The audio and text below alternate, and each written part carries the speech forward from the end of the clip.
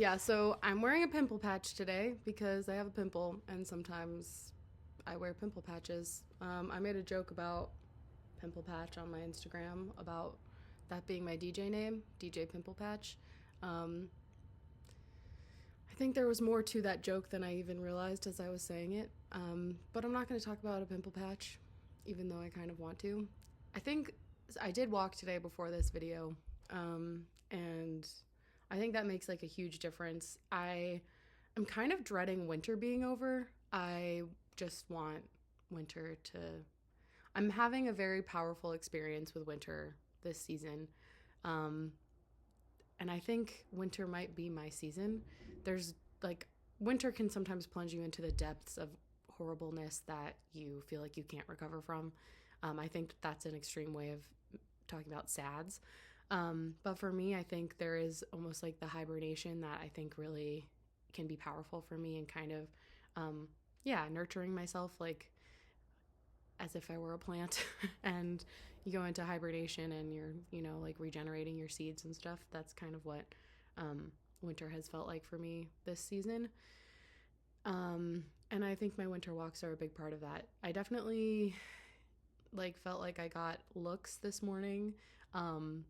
Walking home in all my winter gear, I had ice, like ice picks, ice skates or whatever you not ice skates, but ice picks or whatever on the bottoms of my shoes, which made it a lot easier to walk.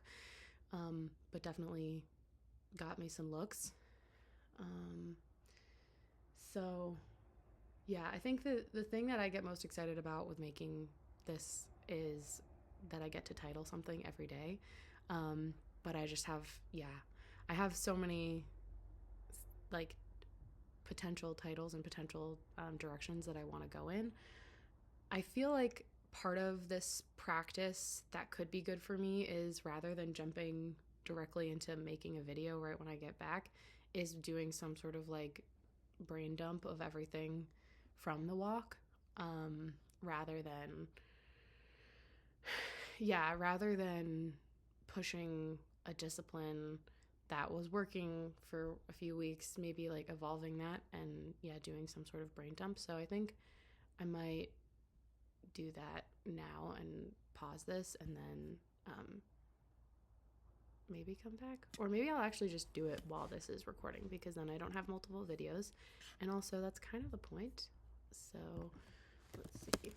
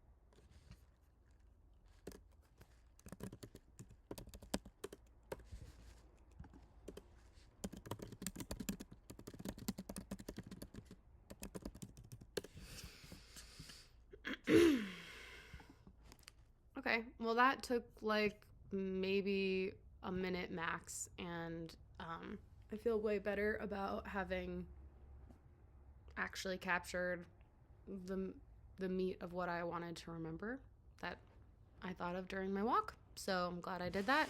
Um,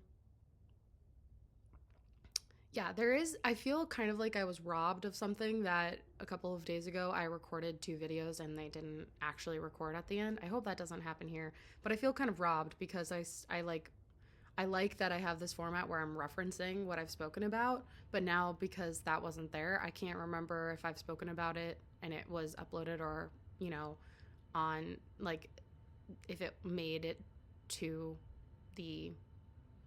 this stream, which I guess is why people like have higher fidelity to things where they watch them back and they really strategically plan them out.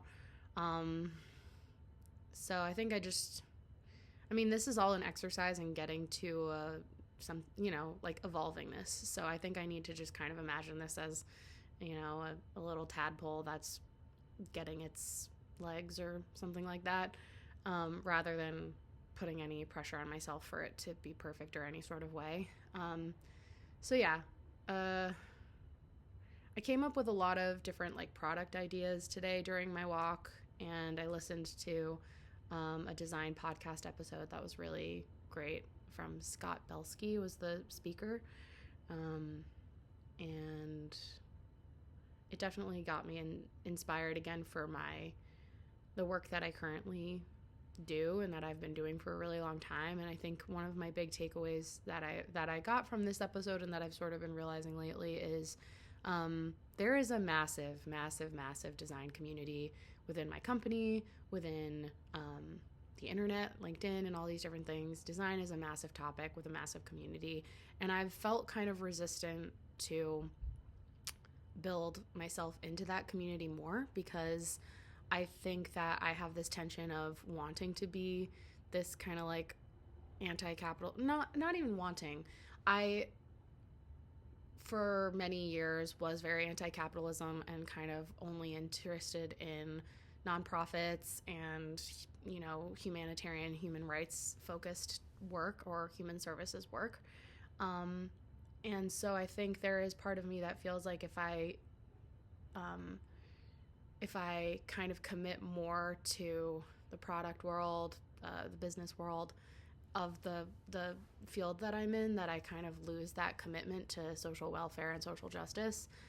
But there's a reason why I went into the work of work in the business world, and I think that was a lot of disillusionment with the ways that public services work, nonprofits work, and that there's kind of like this, that actually a company that has a clear profit model where it can sustain itself and also serve by like providing its profit can do a lot more than an entity that is not set to have any sort of profit structure. And yeah, I mean, that's the kind of the root of social enterprise. And then what it really comes down to is business ethics and whether people are, you know, operating that business in an ethical way and serving their customers in a way that is, you know, ethical and honoring them. So it's a very long-winded way to say that I think kind of stepping into my knowledge area and my expertise area a bit more would serve me really well, not just from a professional standpoint, which I guess, but also just kind of like socially and community. I think the maybe a tagline that I was thinking about while I was walking is like being a recovering cool kid. I think that, you know, when I was younger, there were all these ideas of what it meant to be cool. That is now I don't think is what would necessarily be considered cool. But for me, being kind of contrarian or counterculture was something that I really formed a lot of my identity around when I was younger, which I think a lot of people do, especially as teenagers, and kind of shifting that as we get older to really be clear about what community or we want to be a part of is really important. I think that as I'm now older, I see a lot of those like people who I maybe would have wanted to be friends with when I was younger who are very contrarian or counterculture. Now they're not contrarian or counterculture. They just have a group of people who think the same things as them, because eventually as we become adults, we need to have consistent cultures, communities, groups that we feel a part of. So I think that, like, yeah, as we mature and as we age, that rebelliousness doesn't necessarily continue, and people who think that it has really just have found like-minded rebellious spirits that they are, kind of like with, which is fine. And yeah, I mean, I guess also working in design in a large company, I think that there have to be minds and roles and people who are willing to kind of go against the grain of what the entity is. If you had, it's the podcast I was listening today, which I will link in the bio, was talking about a team being like a living referenced teams as immune systems, which I really subscribe to that. I think that companies function as a body.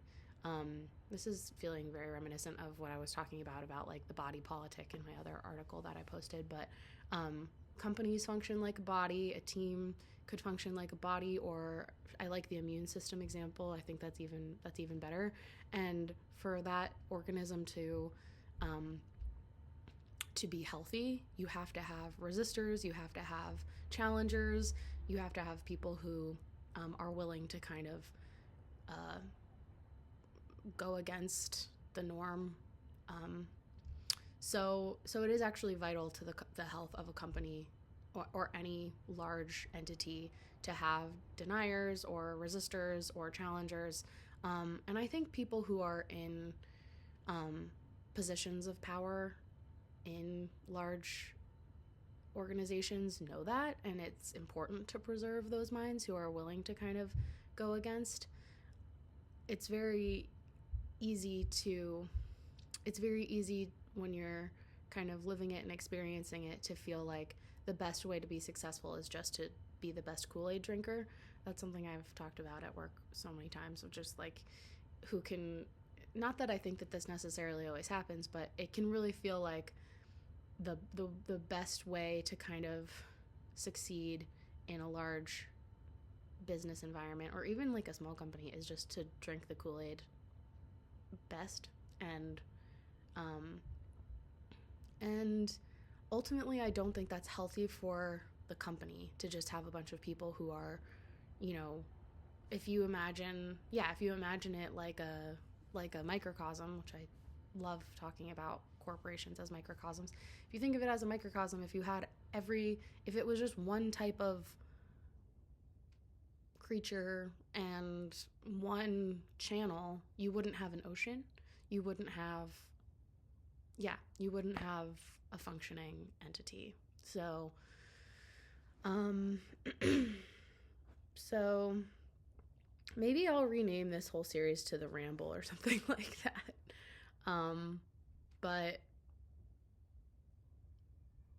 But yeah, Recovering Cool Kid is definitely, I think there's a couple of different facets to that for myself, because I think that the spirit of wanting to challenge and wanting to be counter is valid and a big part of who I am, but also that saying that I'm going to get wrong of not wanting to be a part of any club that will have you or something like that. I don't really know exactly what that saying is. We don't want to be a part of any club that will have us. I think that's pretty wise, and it feels like, I feel like a little bit emotional. I guess that's a good thing, but it just feels like this larger piece of like we accept the love we think we deserve, and yeah, we like accept our readiness to accept community and accept being part of something larger than ourselves is not small work, that's big work. Oh no.